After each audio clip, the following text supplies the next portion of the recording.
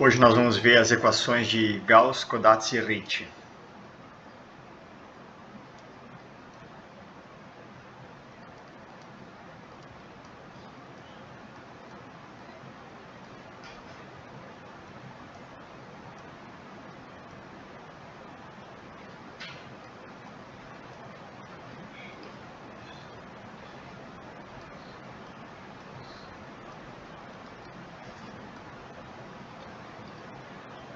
Que são as equações de compatibilidade de uma imersão isométrica. A gente pode utilizar as fórmulas de Gauss e Weingarten para derivar essas equações de compatibilidade que relacionam os objetos extrínsecos que foram introduzidos por meio das fórmulas de Gauss e Weingarten. Na fórmula de Gauss a gente introduziu a segunda fórmula fundamental, que é o principal objeto extrínseco associado a uma subvariedade, e também um segundo objeto, que era a conexão normal, isso por meio da fórmula de Weingarten. E acontece que esses objetos eles não são completamente independentes, eles estão relacionados, amarrados, não somente entre eles, mas também com a geometria intrínseca da subvariedade, com a métrica, com a conexão de Levi-Civita, com o tensor de curvatura da subvariedade, por meio dessas equações de compatibilidade.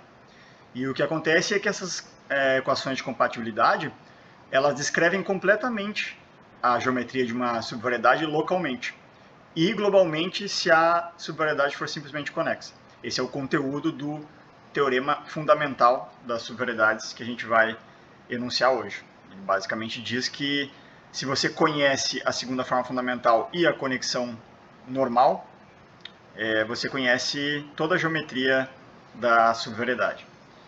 Então vamos começar a ver isso. Em primeiro lugar, para simplificar a notação, a gente, usando o fato de que toda imersão F de Mn em M til M, toda imersão ela é localmente um mergulho, a gente pode identificar localmente a M com a sua imagem e olhar F como a aplicação inclusão.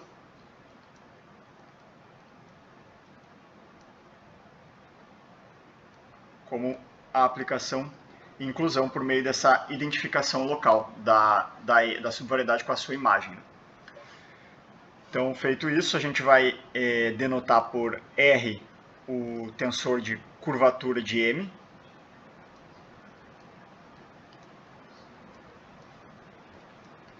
E por R til o tensor de curvatura do ambiente, M til.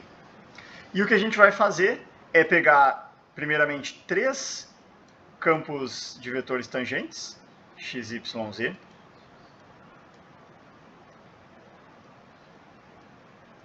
E a gente vai tomar a componente tangente do tensor de curvatura do ambiente, aplicado nesses três campos tangentes. Então a gente vai fazer R til de x, y, z, e vai pegar a parte tangente disso aqui. Isso vai nos dar a nossa primeira equação de compatibilidade, que é a equação de Gauss, que é a mais importante das três, que relaciona o tensor de curvatura da subvariedade com a segunda forma fundamental. Então, vamos fazer esse cálculo aqui. Quando a gente faz nabla til x, nabla til y, z, a gente aqui pode aplicar a fórmula de Gauss. Então, isso vai ficar nabla til x. A parte tangente é a conexão de Levi-Civita da subvariedade. E a parte normal é a segunda forma fundamental.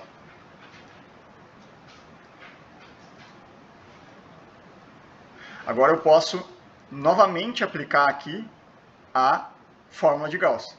Isso vai me dar nabla x, nabla y, z, mais a segunda forma fundamental, alfa de x, nabla, yz.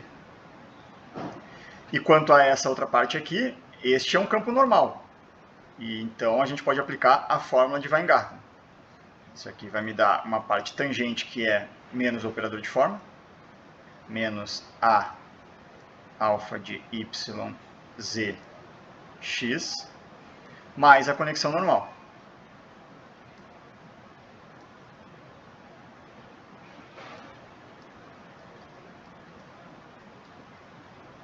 correto?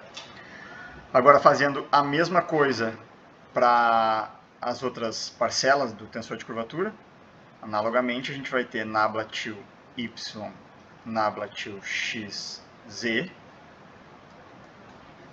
igual a nabla y, nabla x, z, mais alfa de y, nabla x, z, só trocar x por y aqui em cima, menos a alfa de x, z, y, mais nabla til y, alfa de x, z. E quanto à última parcela que falta no tensor de curvatura, é uma derivada primeira, né? É a nabla til do colchete xy, derivando o z na direção do colchete. E isso aqui, pela fórmula de Gauss, simplesmente, vai me dar nabla colchete de xy, z, mais a segunda forma fundamental, alfa do colchete de xy, z. Certo? Então agora eu posso subtrair essas duas últimas da primeira e do lado esquerdo eu vou obter exatamente o tensor de curvatura do ambiente.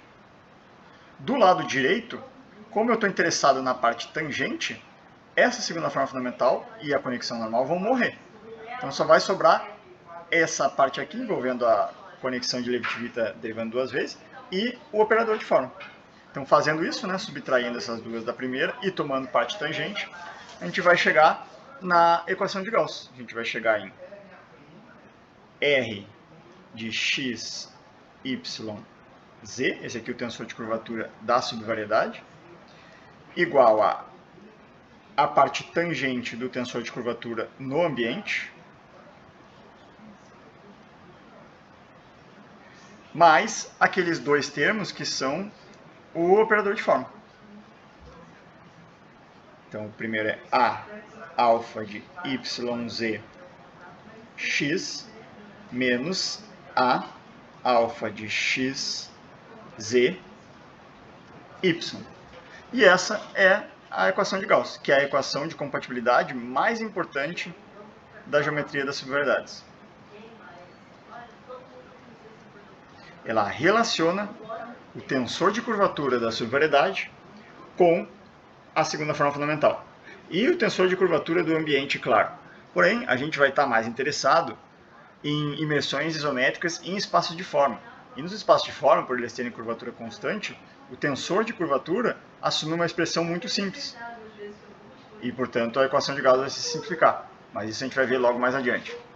Primeiro, agora a gente pode reescrever essa equação de Gauss em uma forma equivalente, simplesmente tomando o produto interno com um outro vetor tangente. Então, se eu pego W, um outro campo tangente, e tomo o produto interno dessa equação com W, eu vou chegar na equação de Gauss, na forma equivalente da equação de Gauss, que é a seguinte, que é mais utilizada na prática.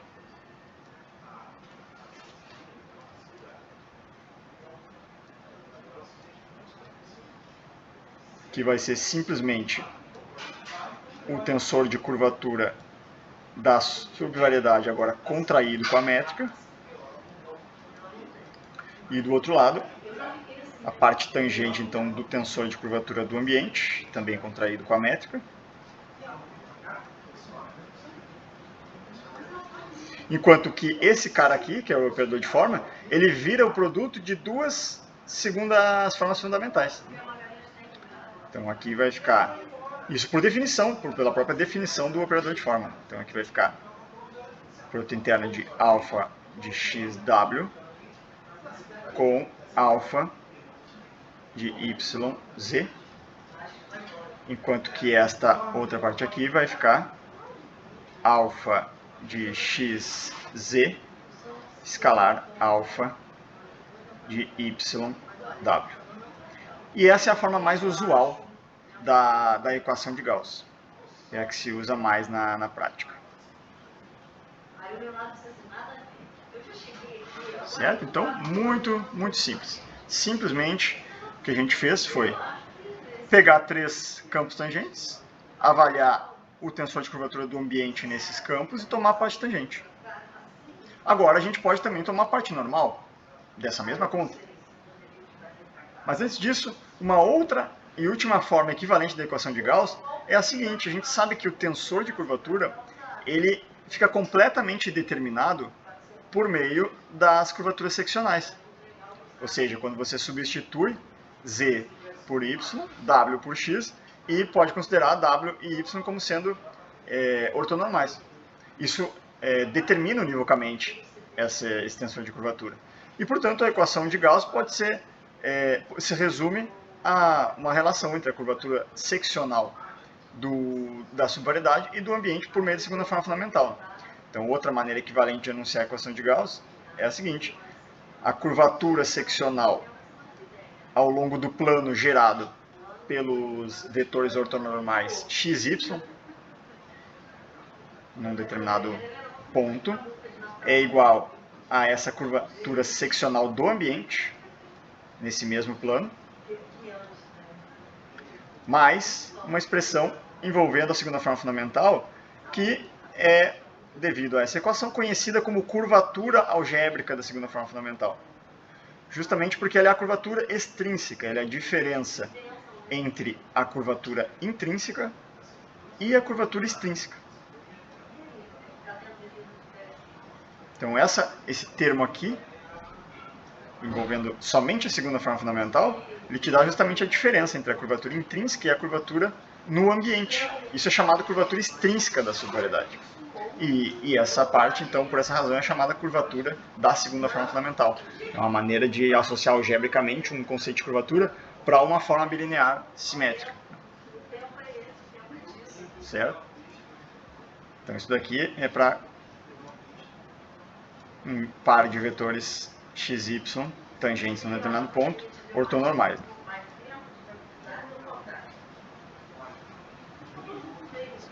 E essa aqui, é claro, é a curvatura seccional, esse K aqui. Ok? Então, muito bem. Então, essas são as três formas de expressar a equação de Gauss. Agora a gente volta aqui nessa conta e ao invés de pegar a parte tangente, a gente vai pegar a parte normal. E isso vai nos dar a outra equação de compatibilidade, que é chamada a equação de Kodatsu, que é uma equação de simetria. Então, tomando a componente normal, a gente chega na equação de Kodatsu, que é a seguinte.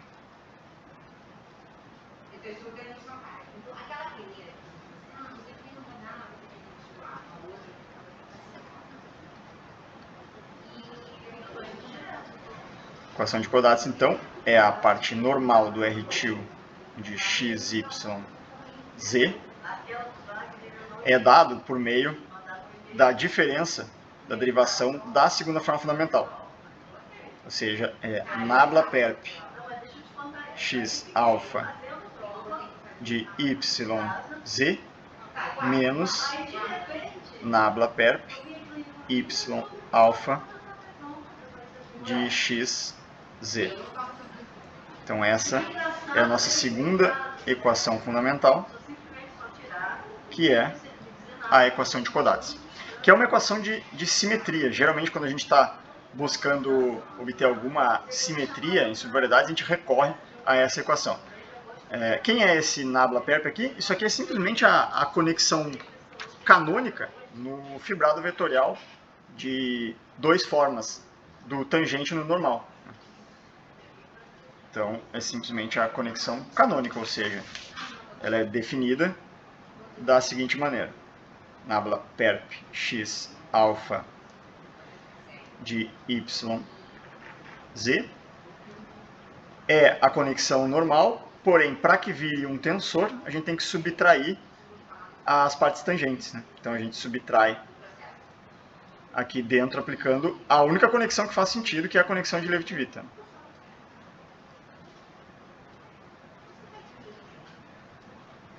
E desconta também essa segunda parte aqui.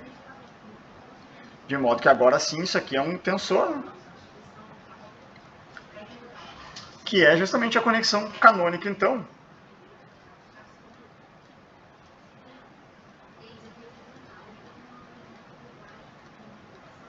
A conexão canônica no fibrado vetorial das duas formas do tangente no normal.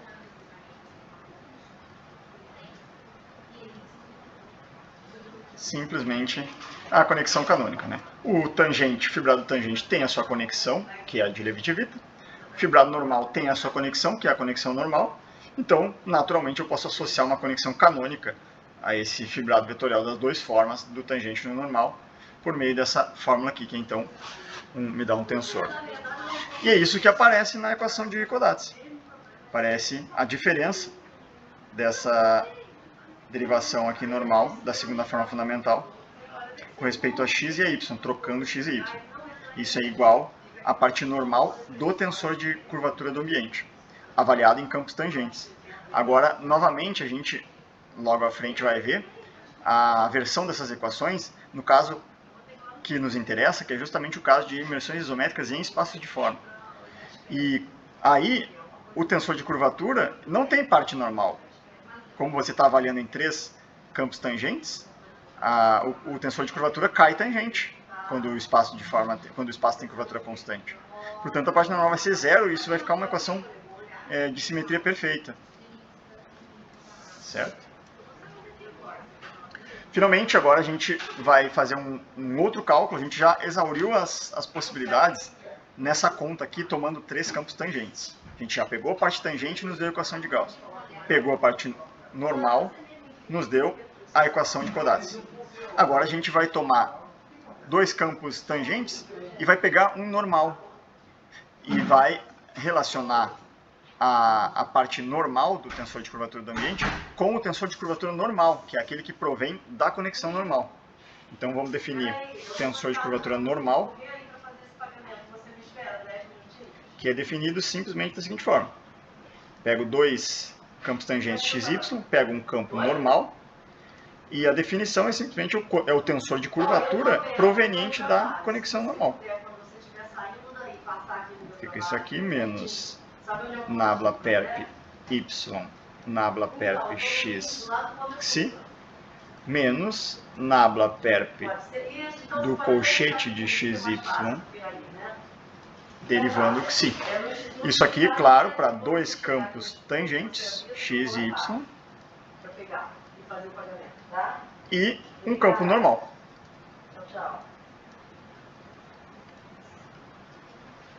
Então agora o que a gente vai fazer é justamente tomar a componente normal do R til de x, y, xi.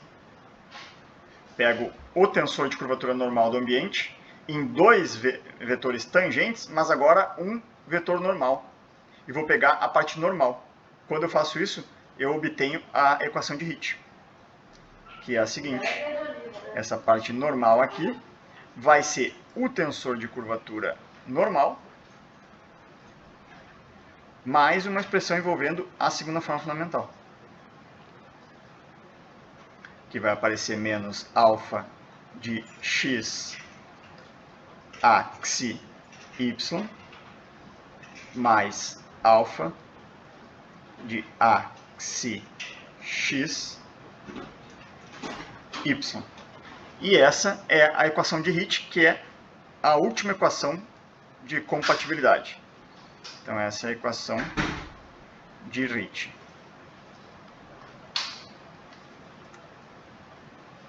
Que é a nossa última equação que descreve completamente a geometria de uma subvariedade, pelo menos localmente. Agora ela também possui uma segunda versão, que a gente, da mesma forma como a gente fez na equação de Gauss, em que para derivar a expressão mais usual a gente tomou o produto interno com o vetor tangente, aqui a gente pode tomar o produto interno com um vetor normal. E vai ter a seguinte, vai aparecer nessa parte aqui com a segunda forma fundamental, vai aparecer quem? Vai aparecer o colchete dos operadores de forma. Então, se eu denoto o colchete dos operadores de forma, a xi, a eta, simplesmente como sendo o comutador deles, né?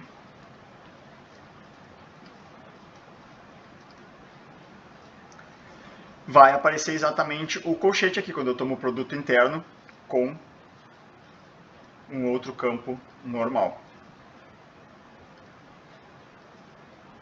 E aí vai ficar a forma mais usual da equação de Ricci.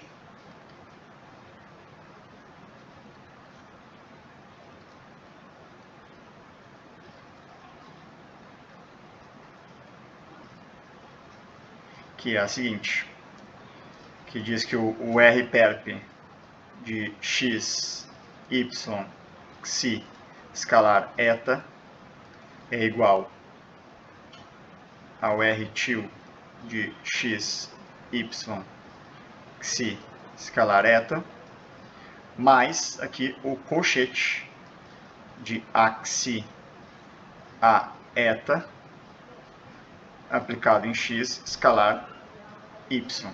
Então essa é a forma mais usual da equação de Ricci. Tá certo? Bom, e agora se a gente tomar a componente tangente ao invés da normal? A princípio poderia ter outra equação, né? Quando a gente fez isso para 3 vetores tangentes, a parte tangente me deu a equação de Gauss. A parte normal me deu uma segunda equação, a equação de Kodazzi. Agora, quando você avalia em 2 vetores tangentes e um normal, a parte normal acaba de nos dar a equação de Ricci. E a parte tangente? Bom, a gente recupera uma segunda versão alternativa da equação de Kodazzi, porém em termos do operador de forma ao invés da segunda forma fundamental. Então, quando a gente toma a parte tangente aqui desse tensor de curvatura, a gente obtém a seguinte expressão. A gente obtém que a parte tangente de R til de xy xi é simplesmente a derivada com respeito a y do operador de forma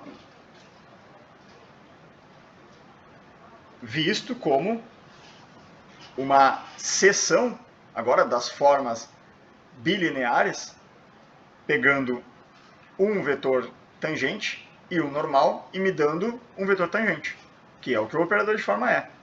Ele é linear em todas as entradas, não só na direção normal, como também na entrada tangente. Então vai ser a subtração dessas duas derivadas em relação a x e a y.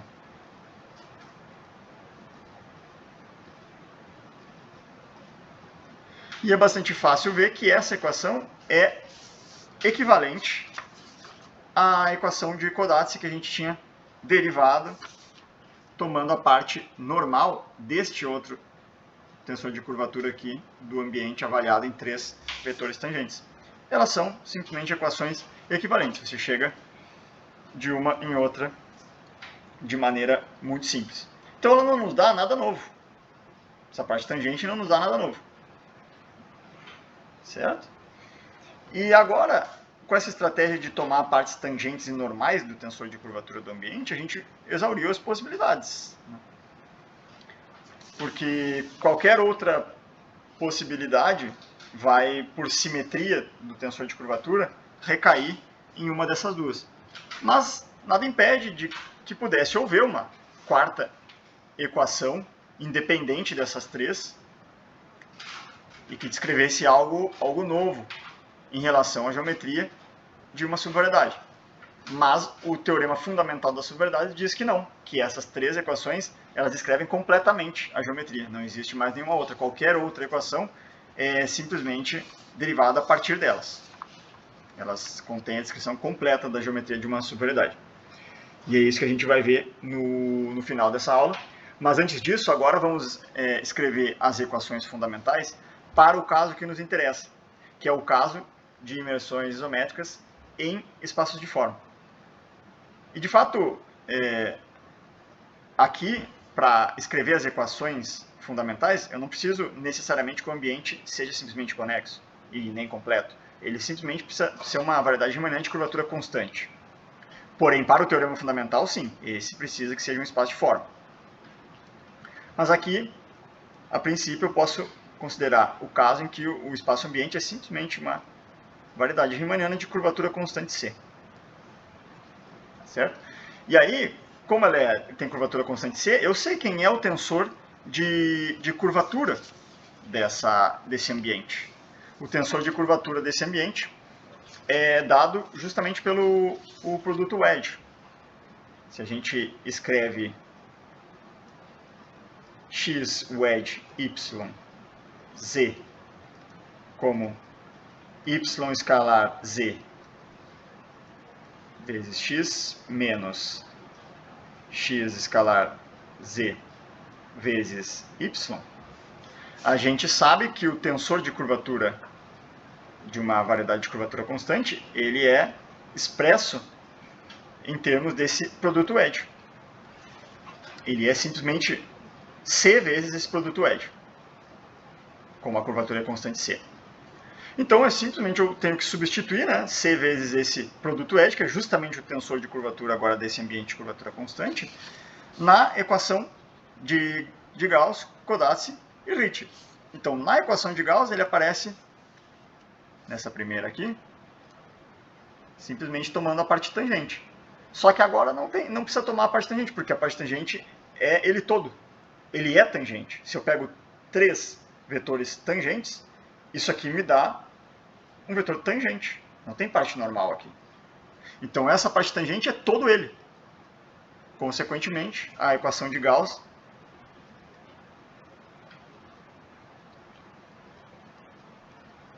vai ficar que o tensor de curvatura da subvariedade em x, y, z é c vezes esse wedge.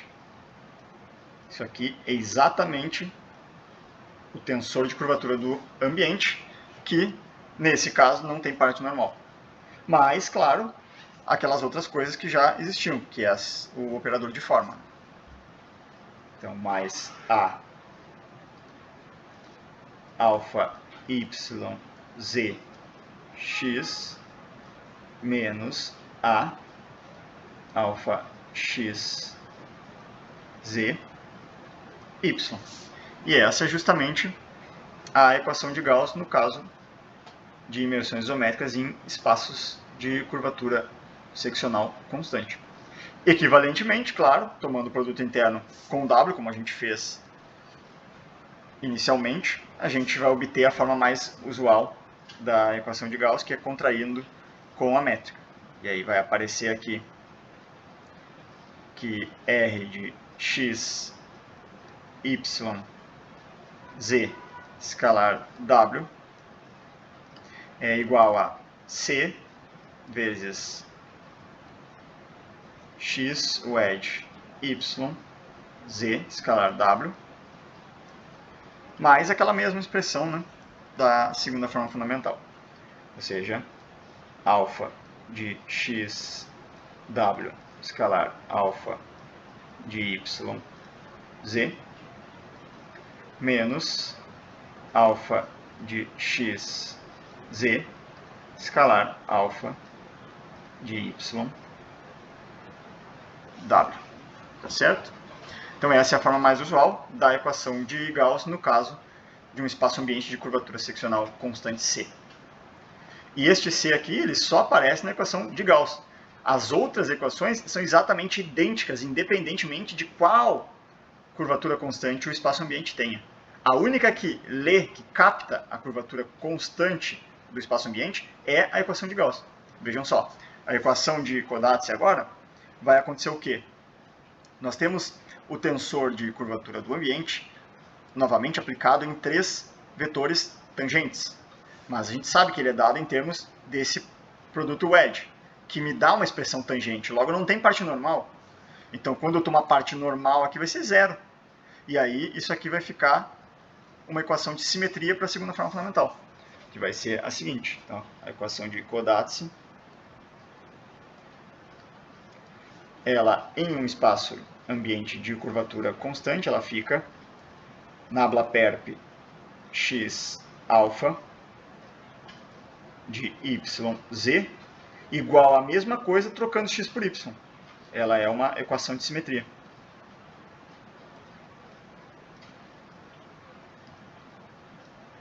Tá certo? É simplesmente essa a equação de Kodazzi em um espaço-ambiente de curvatura constante, ou equivalentemente, né?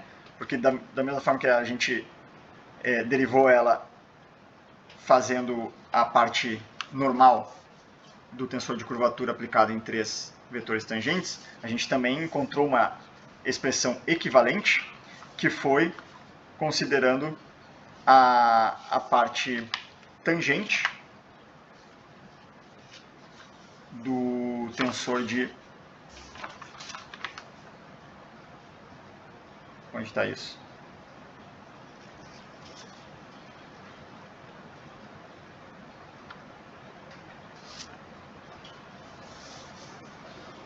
Aqui. A gente também tomou a parte tangente do tensor de curvatura do ambiente em 2 vetores tangentes e um normal. E obteve essa expressão equivalente da Kodatsu. Então aqui é a mesma coisa, né? Aqui, quando eu tomo 2 tangentes e um normal, o tensor de curvatura do ambiente morre, porque aparecem produtos internos aqui no produto edge. Então vai estar sempre um produto interno de um tangente com normal, vai dar 0. Então essa parte é 0 e, portanto, tem uma outra forma equivalente da Kodatsu, agora em termos do operador de forma ao invés da segunda forma fundamental, que é a seguinte. Nabla x a de y xi igual a nabla y a de x xi, também sempre trocando x por y, simplesmente. Certo? Onde, claro, essa conexão aqui é a conexão canônica no fibrado vetorial das 2 formas, pegando um vetor tangente, um normal, e me dando um vetor tangente. Né? Ou seja, ela é definida, se tem ainda alguma dúvida em relação a isso, da seguinte forma. Nabla y a de x xi é simplesmente a derivação de Levi-Civita do operador de forma, menos as derivações em relação a x e a xi, para que dê um tensor. Então aqui vai ficar derivando o x, e aí como ele é tangente, a única derivação que faz sentido é a de Levi-Civita. Menos a derivação agora da entrada do xi. E a única que faz sentido é a conexão normal.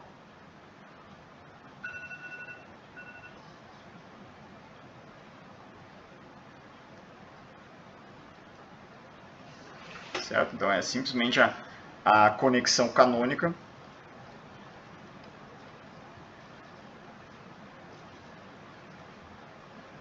no fibrado vetorial das 2 formas, pegando um vetor tangente, um vetor normal e me dando um vetor tangente.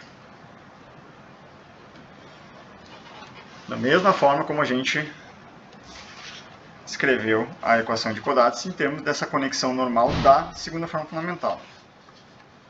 Conexão canônica no fibrado vetorial das 2 formas, pegando 2 vetores tangentes e me dando um vetor normal. Muito bem, então essas são as 2 formas equivalentes da equação de Kodatsu num espaço-ambiente de curvatura constante. E vejam que a curvatura constante C não aparece aqui nessa forma. Então, independentemente de qual seja a curvatura constante, independentemente de o espaço-ambiente ser o espaço euclidiano, ou a esfera, ou o espaço hiperbólico, a equação de Kodatsu é exatamente a mesma. Quem muda é a equação de Gauss.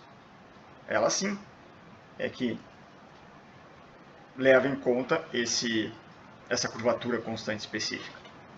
E a equação de Ricci também não leva, ela é igual para qualquer espaço de forma. A equação de Ricci é simplesmente você pegar e tomar e substituir nessa equação geral de Ricci que a gente deduziu para um espaço ambiente qualquer. A gente vai observar que, novamente, né, temos 2 vetores tangentes e um normal.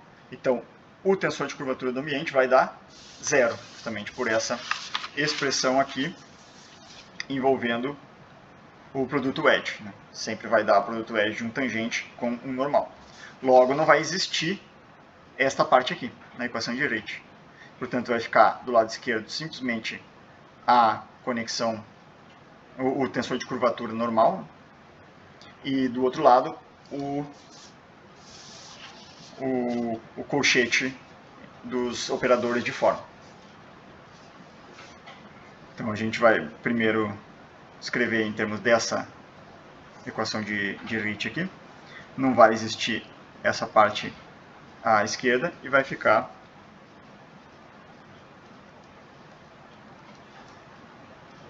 R perp de x, y, xi igual a alfa de x, a, xi, y menos alfa de a, xi, x, y. Então essa é uma versão que provém dessa daqui, e a outra é justamente tomando o produto interno com eta, que vai provir desta de baixo aqui. Essa segunda vai me dar o seguinte, vai me dar simplesmente a expressão do tensor de curvatura normal, curvatura seccional normal, por assim dizer, em termos do colchete dos operadores de forma.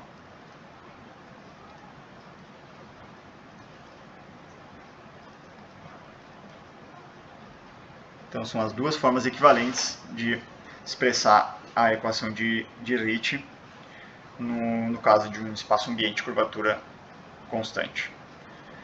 E vejam que aqui também não aparece o C, então é igual independentemente da curvatura constante. A única que manifesta o C é a equação de Gauss. Certo? Muito bem, então feito isso a gente pode agora compilar essas três equações fundamentais das subvariedades.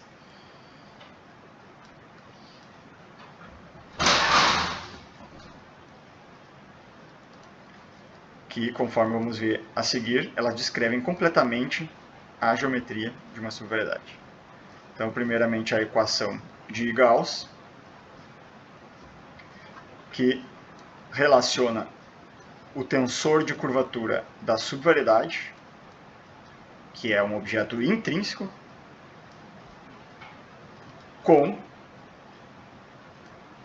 o tensor de curvatura do ambiente, que tem uma expressão, de certa forma, intrínseca, né? Porque como a curvatura é constante, ele é simplesmente expresso em termos desse produto, o edge. Então, uma vez que a gente escreve ele dessa forma, a única informação do ambiente é esse C aqui. Todo o resto é intrínseco. Essa parte aqui, esse produto edge, isso daqui é uma expressão intrínseca, né? São simplesmente produtos internos de vetores tangentes, na direção de vetores tangentes. Isso aqui não depende do ambiente. Então, a única coisa que está dependendo do ambiente mesmo é esse C aqui. E que só aparece na equação de Gauss. Então, continuando aqui, mais alfa de x, w, escalar alfa de y, z, menos a mesma coisa, trocando esses últimos vetores do par aqui, trocando z e w. Então, alfa de x, z, escalar alfa de y, w.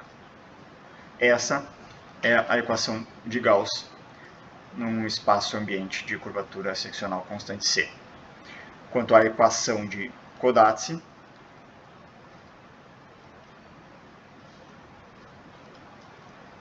ela é completamente intrínseca e nem sequer a informação específica do C aparece.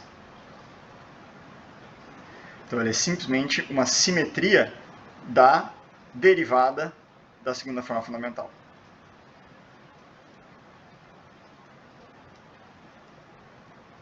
Ele simplesmente te diz que a derivada, que assim como a segunda forma fundamental é simétrica, a sua derivada também é simétrica. Simplesmente isso que diz a equação de Kodazzi. Num espaço ambiente de curvatura constante, é claro. Porque, caso contrário, como a gente viu, essa diferença, essa assimetria, ela é descrita por meio da parte normal do tensor de curvatura do ambiente. Somente no caso de curvatura constante que essa parte normal é zero, portanto vira uma simetria perfeita da derivada da segunda forma fundamental. Finalmente, a equação de Ricci, ela relaciona o tensor de curvatura normal com os operadores de forma, com a segunda forma fundamental, por meio do colchete de operadores de forma. ela me diz que a curvatura seccional normal é dada pelo colchete.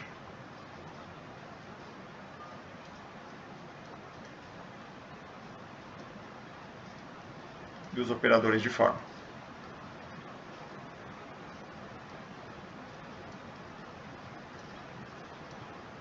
Tá certo? Então, essas são as 3 equações fundamentais de uma imersão isométrica. E o que a gente vai ver a seguir, vamos enunciar apenas, mas não vamos demonstrar, porque a demonstração ela é bastante técnica, enfadonha e não acrescenta nenhuma ideia muito relevante. Basicamente, a gente define uma forma diferencial que a gente mostra que é fechada. E, portanto, localmente vai ser exata e globalmente também vai ser exata, caso a subverdade seja simplesmente conexa. Mas não tem nada de muito ilustrativo na demonstração em si. Porém, o resultado, o conteúdo é fundamental, é muito importante. Não é à toa que chama teorema fundamental das subvariedades. Ele diz que essas 3 equações elas descrevem completamente a geometria de uma subvariedade. Não existe nenhuma outra além dessas. Qualquer outra é derivada a partir dessas. Então tem uma importância teórica extrema. Qualquer coisa que você for estudar em subvariedades, localmente vai sair dessas equações. E globalmente, claro, se ela é simplesmente conexa. Se não for simplesmente conexa, aí você não tem como garantir existência, porque entra a topologia. Mas antes de a gente ver com mais detalhes o teorema fundamental e enunciá-lo, só um comentário é que tudo que a gente fez até aqui se estende com pequenas modificações para imersões isométricas entre variedades semi-riemannianas. O nosso interesse principal é de imersões isométricas de variedades riemannianas em espaços de forma. Mas, até aqui, tudo que foi feito, inclusive as equações fundamentais, tudo se estende com pequenas adaptações a imersões isométricas entre variedades semi-riemannianas. Ou seja, com variedades diferenciáveis com métricas indefinidas, com métricas que têm assinatura. Como, por exemplo, variedades de Lorentz. Certo? Então, observação aqui.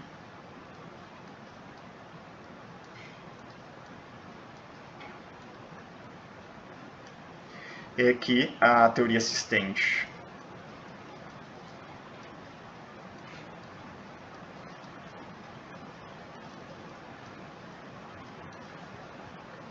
a imersões isométricas entre variedades semi-riemannianas.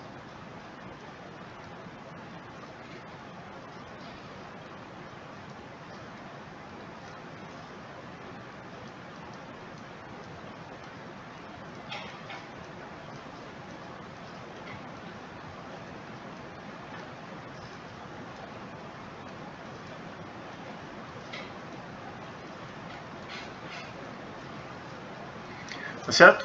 Então agora sim a gente vai ver com mais detalhes o teorema fundamental das subvariedades.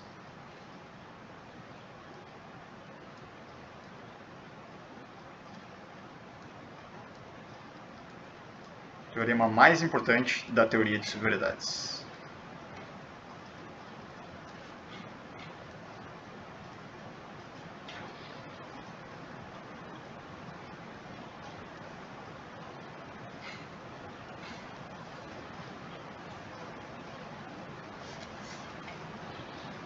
E o que diz esse teorema fundamental? Ele te diz o seguinte, que para o caso que nos interessa, que é o caso de imersões isométricas de uma variedade riemanniana em um espaço de forma,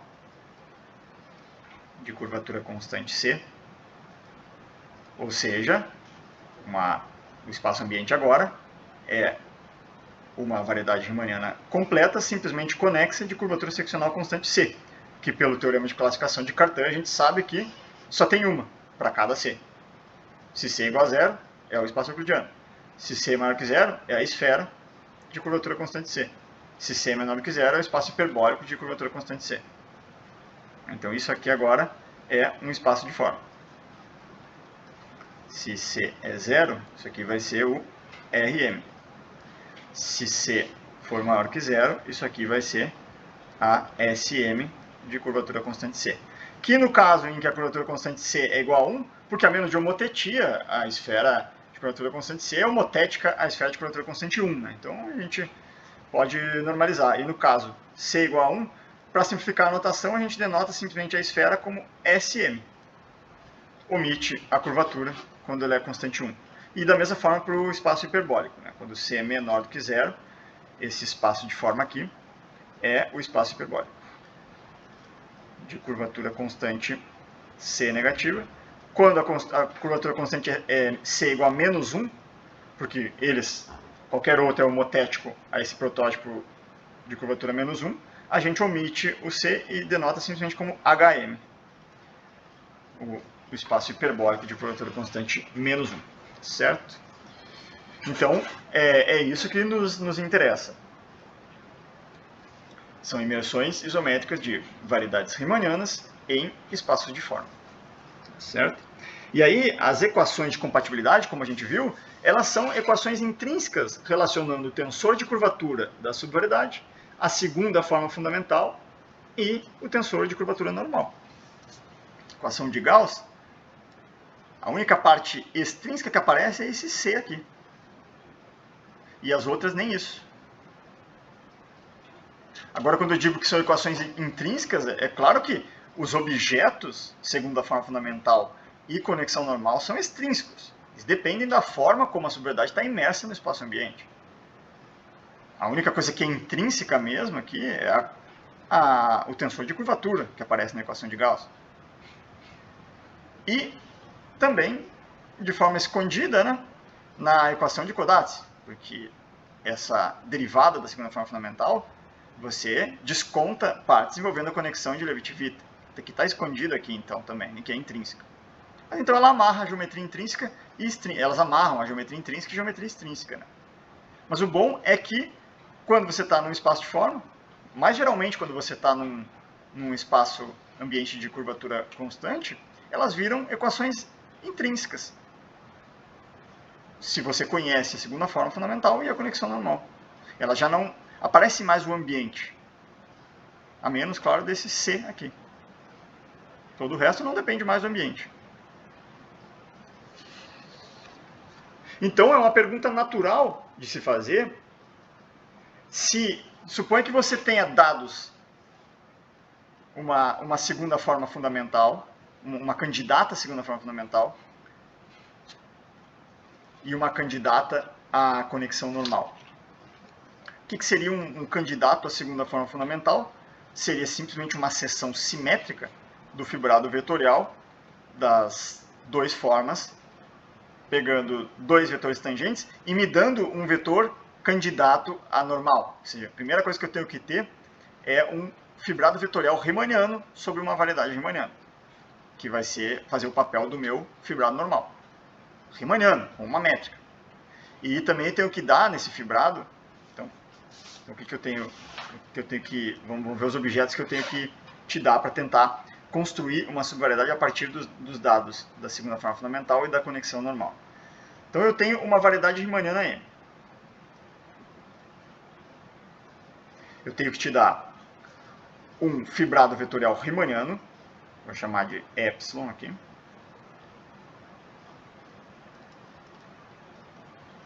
Um fibrado vetorial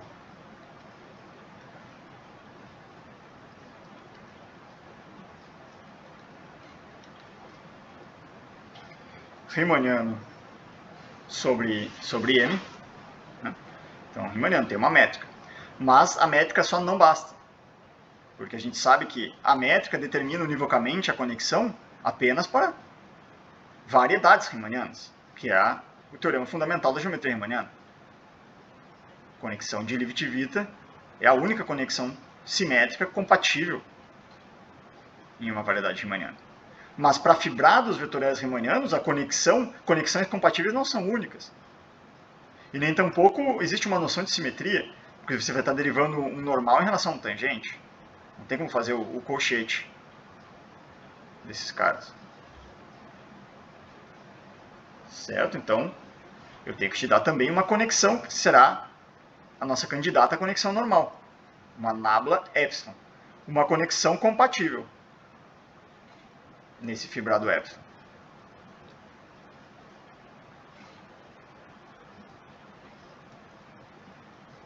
Nosso segundo ingrediente é esse, então. E o nosso terceiro ingrediente é o candidato à segunda forma fundamental, que vai ser, então, uma seção simétrica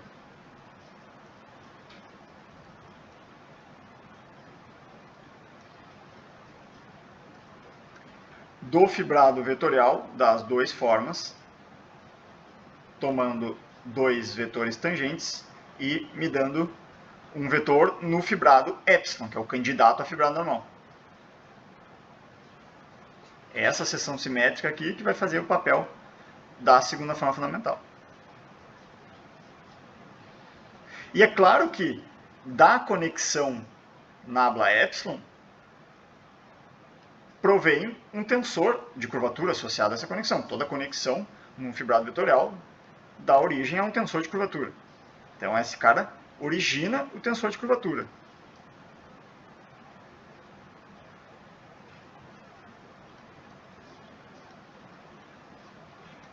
Mas o tensor de curvatura, sim, não é dado. Ele é um subproduto da conexão. A conexão precisa ser dada. Existem várias conexões compatíveis no fibrado vetorial riemanniano. Não temos unicidade, como temos para a conexão de Leavitt-Witten em uma variedade riemanniana. Agora, o tensor de curvatura, sim, ele é uma expressão univocamente determinada por essa conexão aqui. Ele é filho da conexão nabla epsilon.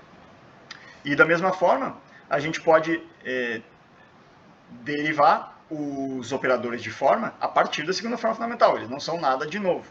Eles são simplesmente uma forma alternativa de expressar a própria segunda forma fundamental. Ou seja, se agora eu pego vou escrever aqui em cima. Se eu pego agora uma seção nesse fibrado, que vai ser candidato ao fibrado normal, eu posso definir o meu operador de forma, a epsilon xi, que vai ser uma seção dos endomorfismos do fibrado tangente. E é definido simplesmente como o operador autoadjunto associado a essa forma bilinear simétrica em cada ponto. Como ela é uma forma bilinear simétrica, ela corresponde a um operador autoadjunto.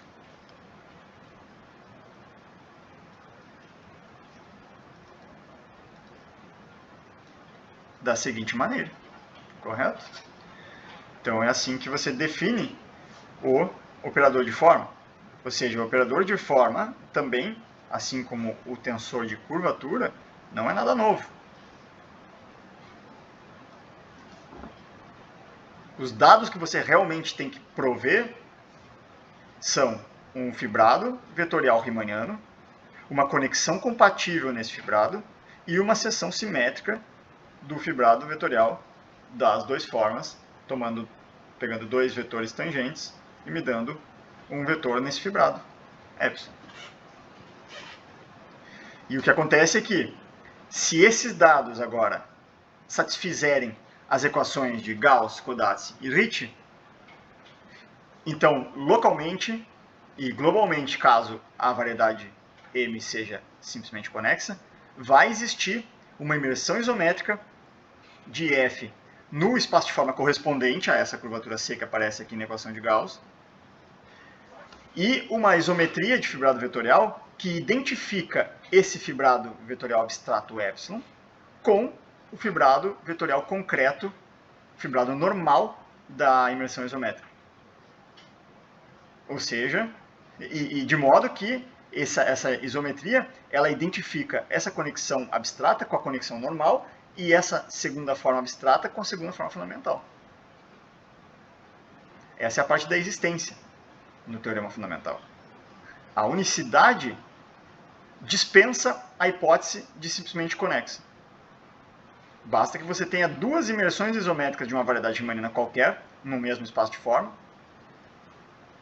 Se você, porventura, tiver uma isometria de fibrados identificando os dois normais, de modo que ele identifica as conexões normais e as segundas formas, então eles são congruentes, as duas imersões isométricas. Ou seja, existe uma isometria do ambiente, um movimento rígido do ambiente que leva uma na outra. Certo? Então agora vamos enunciar então matematicamente esse teorema fundamental aí.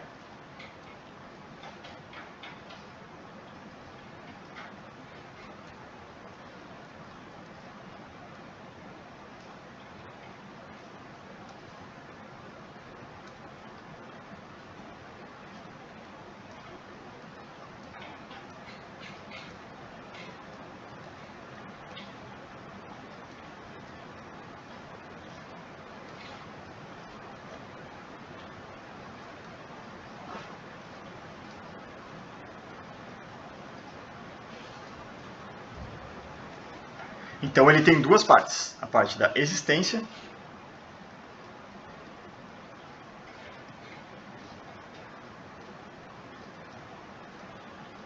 que me diz que se eu te dou um fibrado vetorial riemanniano candidato a fibrado normal, uma conexão compatível candidata à conexão normal e uma seção simétrica das formas bilineares de Tm em epsilon, que satisfaçam as equações fundamentais, então eles provêm de uma imersão isométrica.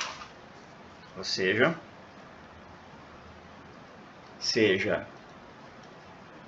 M de dimensão n uma variedade riemanniana simplesmente conexa. Se não for simplesmente conexa, claro, vai valer localmente apenas.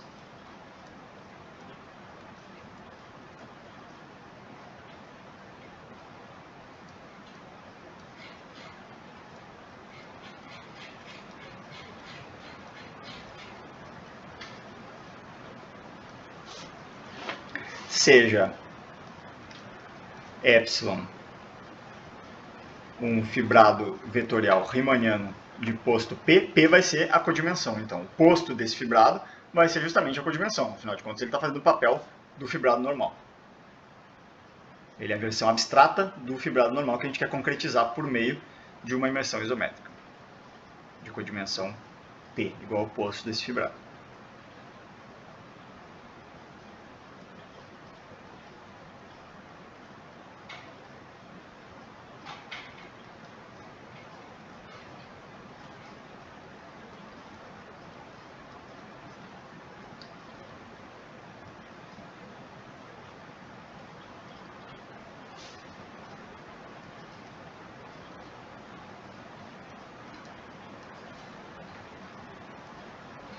Então, um fibrado vetorial riemanniano de posto P sobre M, com uma conexão compatível, que vai fazer o papel da conexão normal, é a versão abstrata da conexão normal, nabla epsilon, e tensor de curvatura R epsilon. Lembrando que o tensor de curvatura, sim, não é um dado, ele é simplesmente um subproduto da conexão compatível que você precisa dar.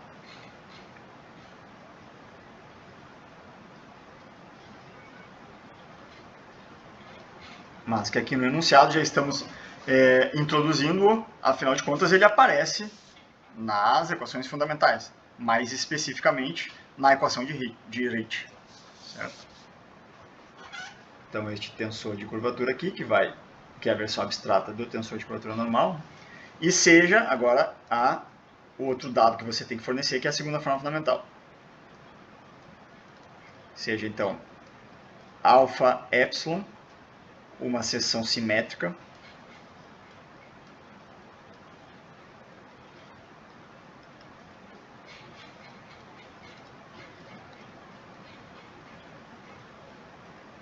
do fibrado vetorial das duas formas do fibrado tangente neste fibrado epsilon.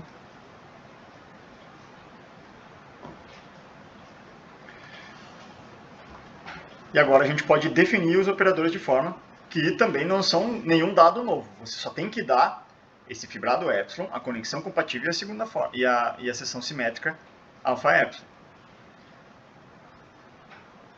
Mas como os operadores de forma aparecem também na equação de Ricci, a gente já introduz essa notação aqui. Então, para cada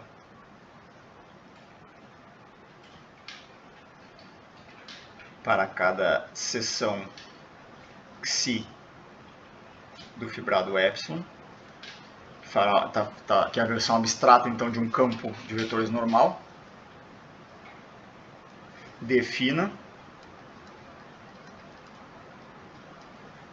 a epsilon xi, a versão abstrata do operador de forma, que vai ser então uma seção do fibrado vetorial dos endomorfismos do fibrado tangente. E defina isso por meio de a epsilon xi x escalar y igual a alfa epsilon de x y escalar xi. Simplesmente o operador autoadjunto associado a essa forma bilinear simétrica. E assuma que essa quádrupla aqui, nabla epsilon, alfa epsilon, a epsilon e r epsilon, satisfaça as equações fundamentais. As equações de Gauss, Codazzi e Ricci.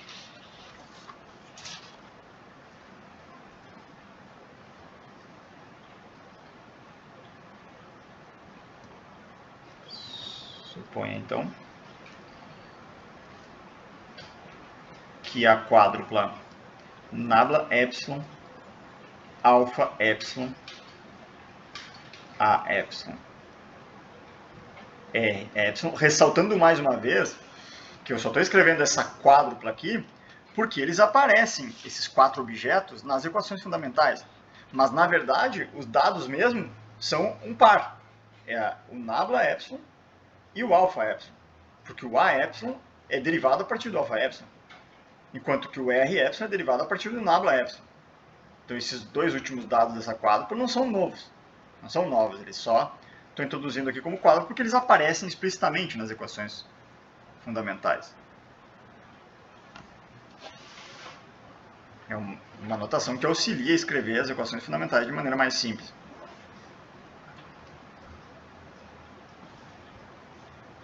Então, suponha que essa quádrupla ela satisfaz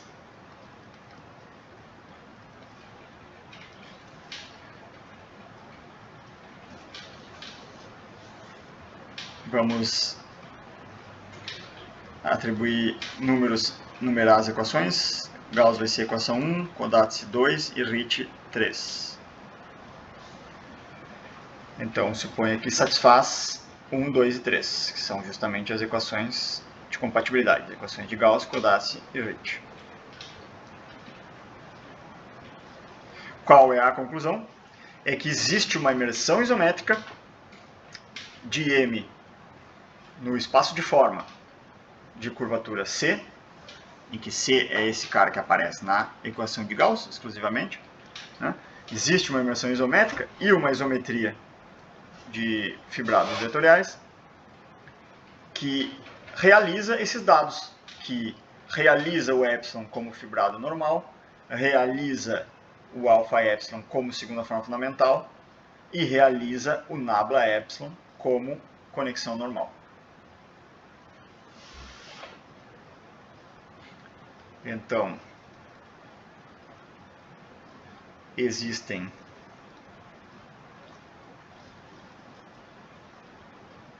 uma imersão isométrica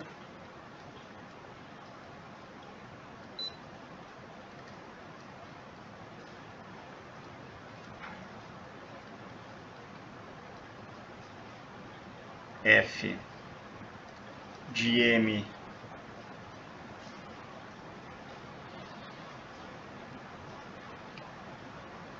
em Q se N mais P.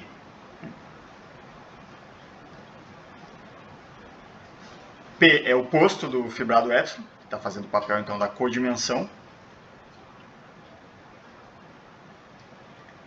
E uma isometria de fibrado vetorial.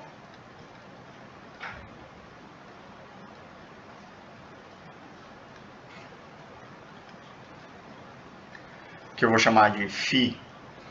Uma isometria, então, que identifica epsilon com o fibrado normal dessa imersão isométrica, que existe, garantidamente, por esse teorema.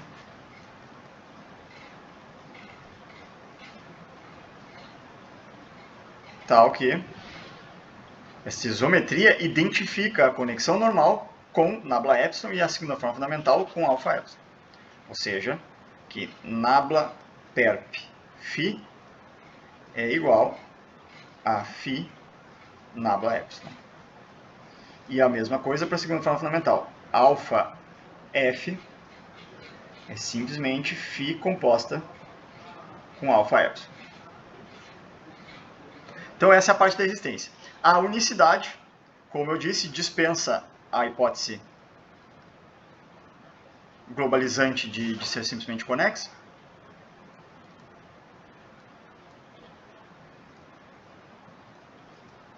E te diz que se você tem duas imersões isométricas, de modo que você consiga encontrar uma isometria entre os dois fibrados normais, que preserva as conexões normais e as segundas formas fundamentais, então elas são congruentes, essas duas imersões isométricas. Ou seja, elas diferem por um movimento rígido do espaço-ambiente. Então, sejam F e G de M em Q N mais P C imersões isométricas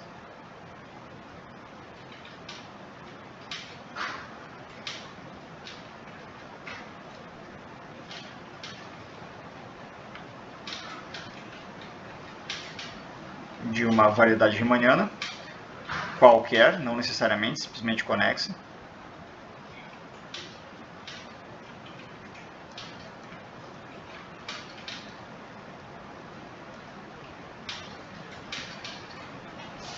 Suponha que exista uma imersão, que exista uma isometria entre os fibrados normais.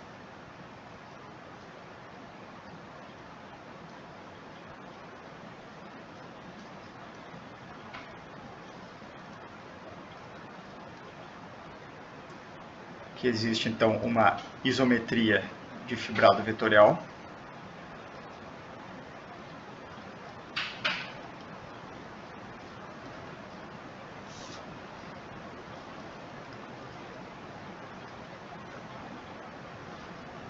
Vamos chamar de φ, uma isometria do fibrado normal de F no fibrado normal de G, tal que ela preserva a conexão normal e a segunda forma fundamental, ou seja, φ da conexão normal da F é igual à conexão normal da G aplicado em φ.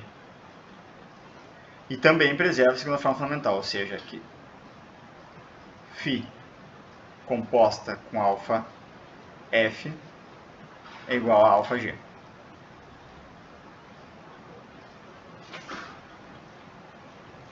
Essa parte aqui que não saiu, que está tapada aqui, é alfa G. Certo? Preserva a segunda forma fundamental. Então a conclusão é que essas duas dimensões isométricas são congruentes, ou seja, elas diferem por um movimento rígido. Vou escrever nessa outra página aqui a conclusão. Então, existe uma isometria do espaço-ambiente, ou seja, um movimento rígido, chamado de tal, uma isometria do que n mais pc,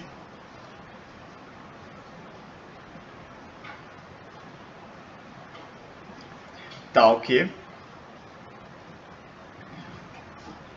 G é simplesmente a composição de F com esta isometria. E além disso, a diferencial dessa isometria restrita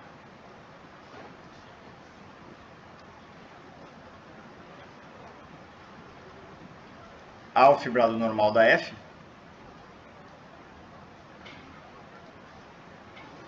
é justamente aquela nossa φ, a nossa isometria entre o fibrado normal da F e da G. Tá certo? Então esse é o conteúdo do teorema fundamental das subvariedades, que diz que a segunda forma fundamental, juntamente com a conexão normal, descreve completamente a geometria de uma subvariedade. Pelo menos localmente. E também globalmente, caso a variedade seja simplesmente conexa. E isso conclui por hoje.